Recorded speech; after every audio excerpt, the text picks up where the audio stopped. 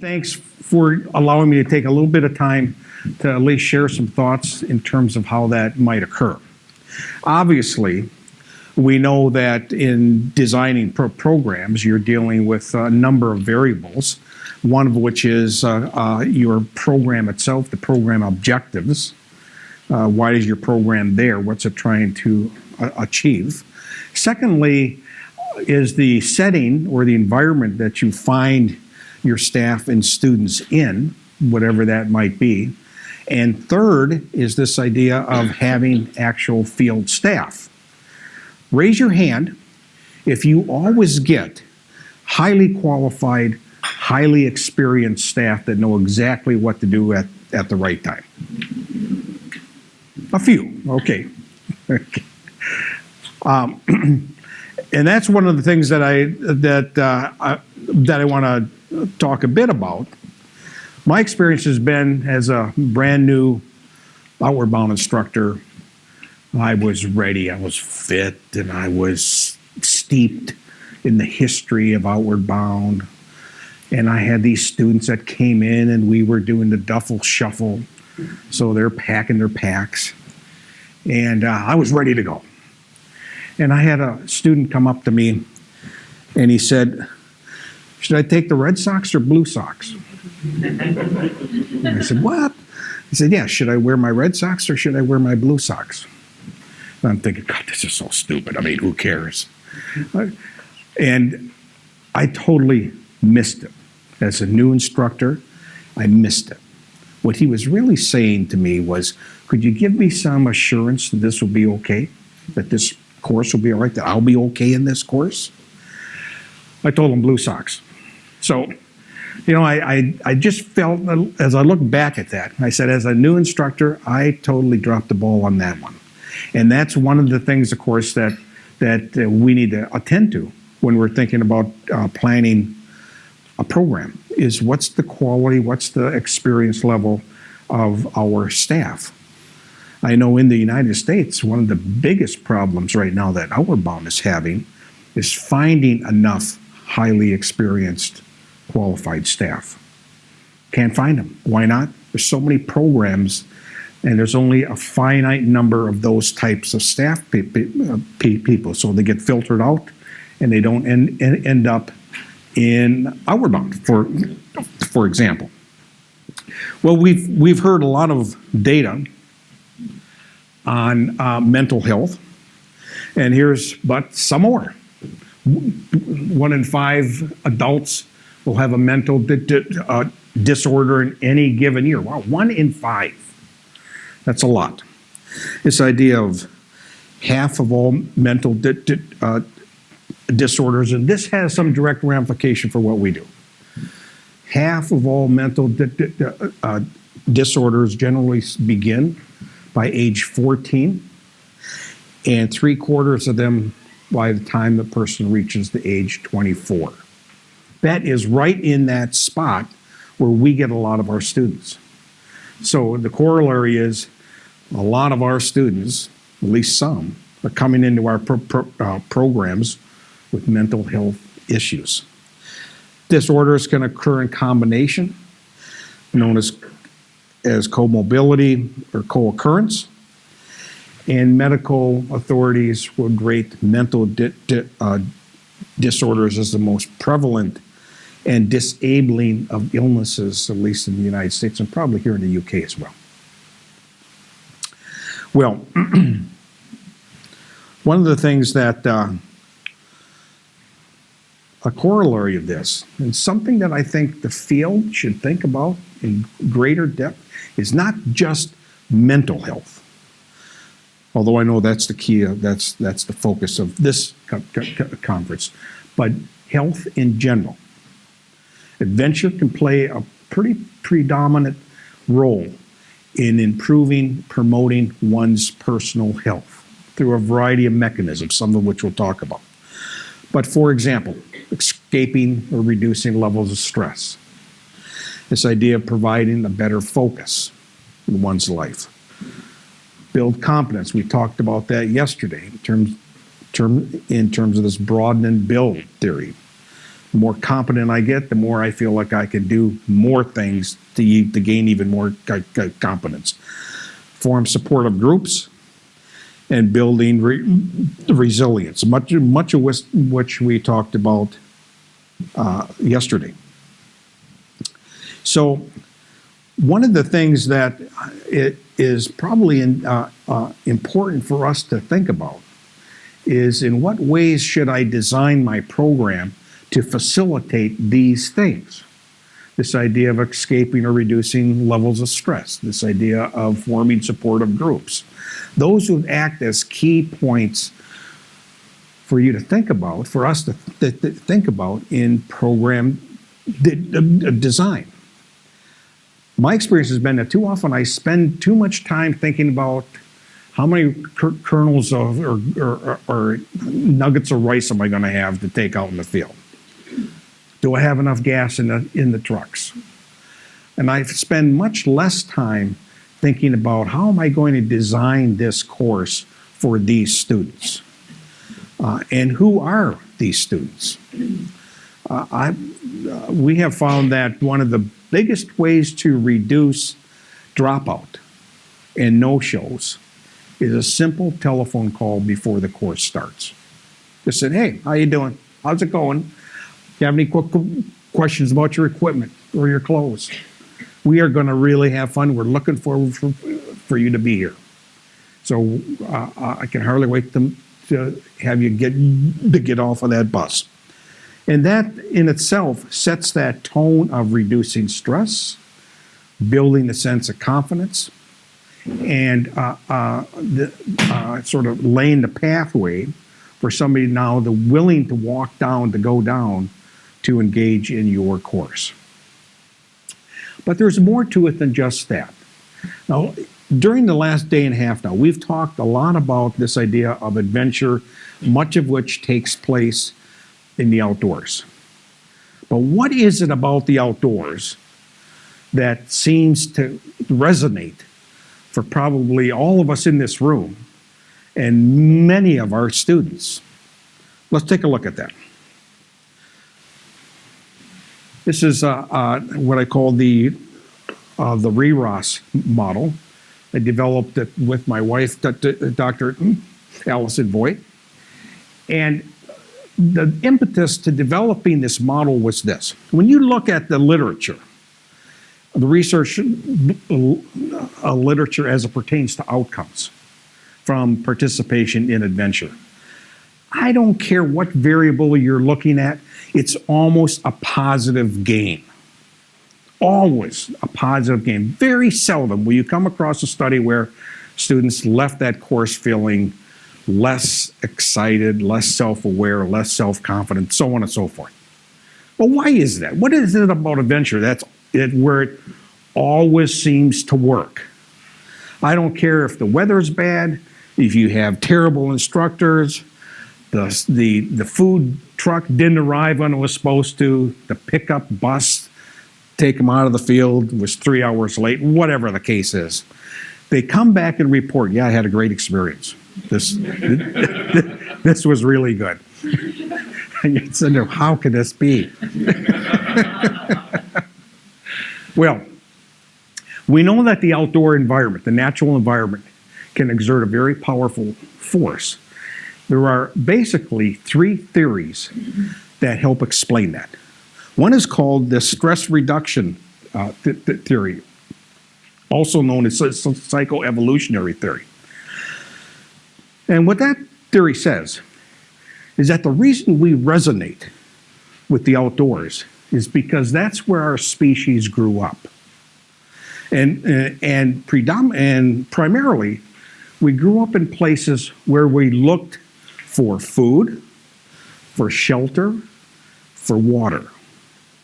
And so when we think of scenes that present those possibilities, we are innately attracted to them. Now you could say, well, you know, if I go walk down London, I could see a place to rest, motel. I can see a place to eat, the restaurant. I got the police officer to make me feel more safe, but not quite the same. The urban environment presents us with a whole other host of issues and challenges that the natural environment does not. More about that in just a bit. So if you believe the stress reduction theory, we feel less stress in the outdoors because that's what our species was accustomed to. A related theory to that is biophilia.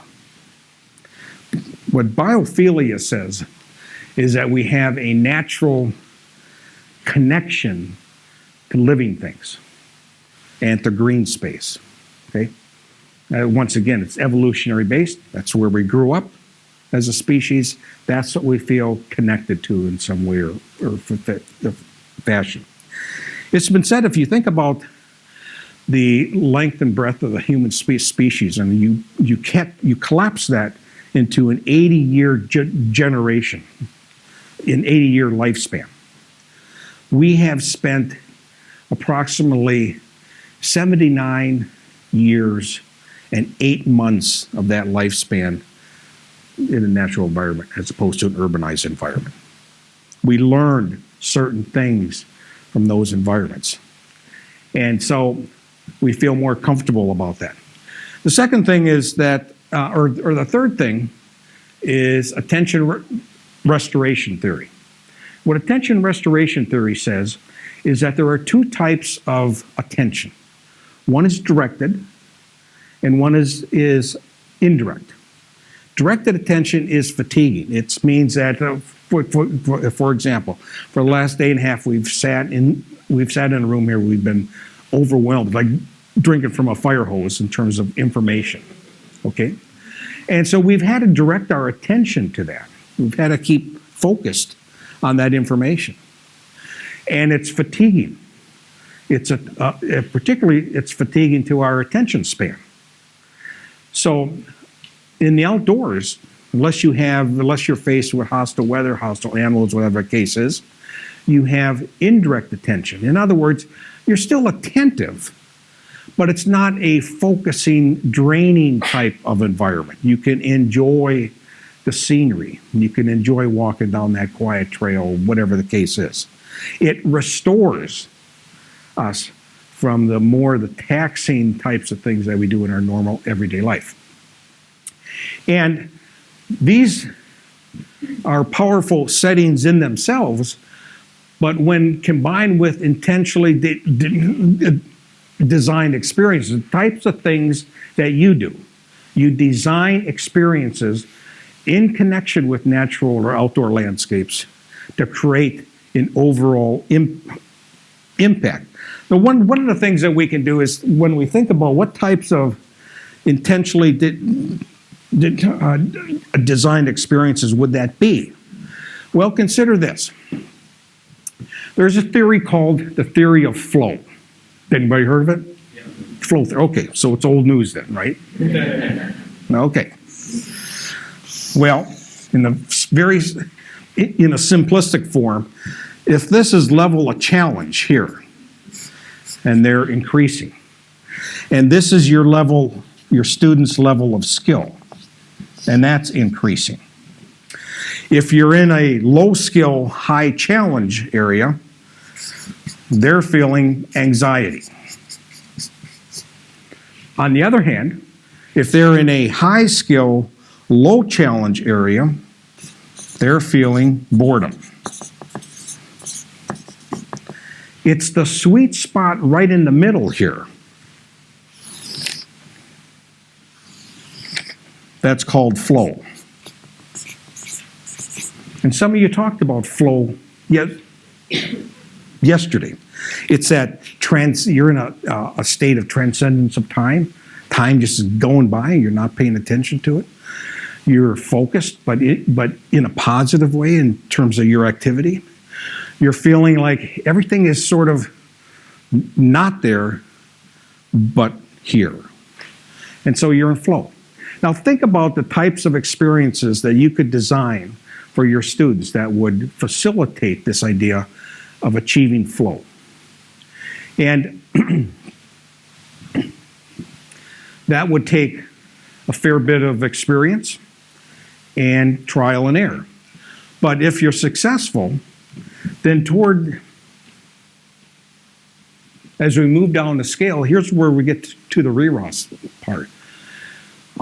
We're believing that there are 5 basic variables, outcomes, that take place from these types of experiences. 5 basic outcomes that take place first.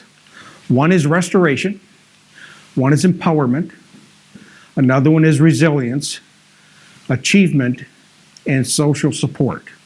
But here's the catch. The one that they all hang on is achievement. So what I'm saying to you, if you believe this model, perhaps you don't, that's fine. But I'm saying that that one of the primary things that we need to give our students is a sense of achievement on their course, in their program, in your experience. That sense of achievement then leads to these other big 4 variables, and these big 4 variables then lead to a whole host of other variables, such as self-reduction, self-systems, identity, so on and so forth. So that's what I think happens here in terms of that when we combine these experiences in the outdoors with our designed programs.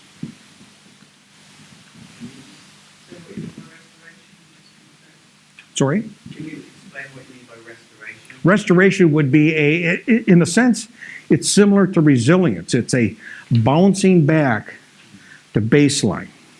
Okay, so if you're tired, like last night, a lot of us were tired, we went to sleep. Okay, time's up.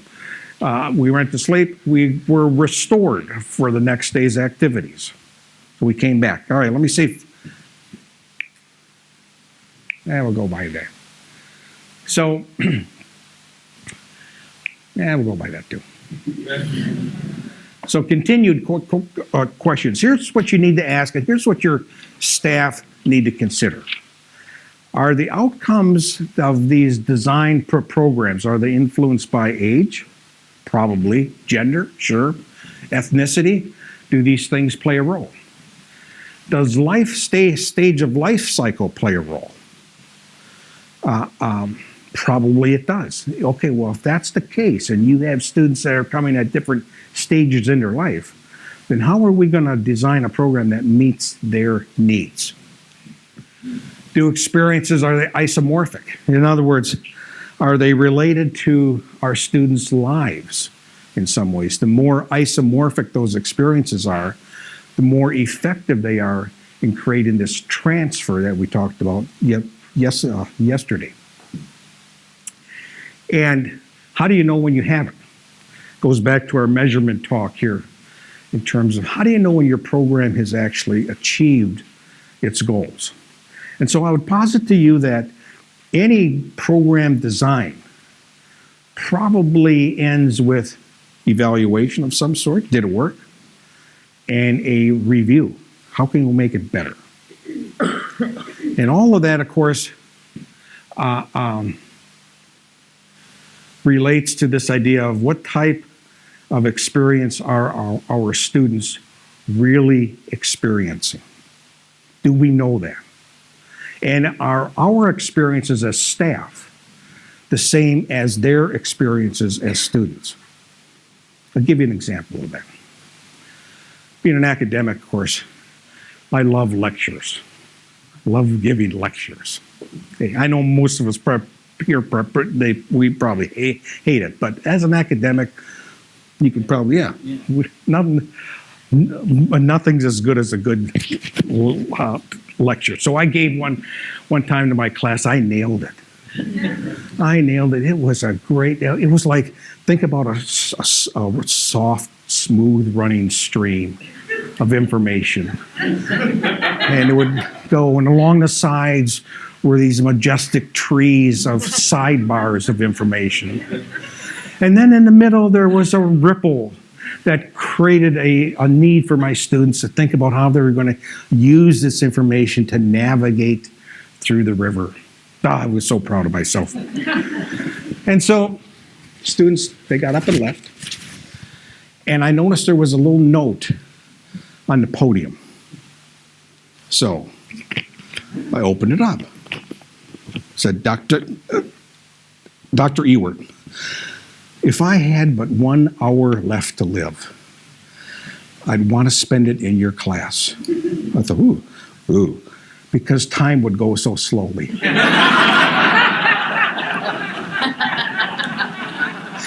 So clearly, that person's experience was different than my experience.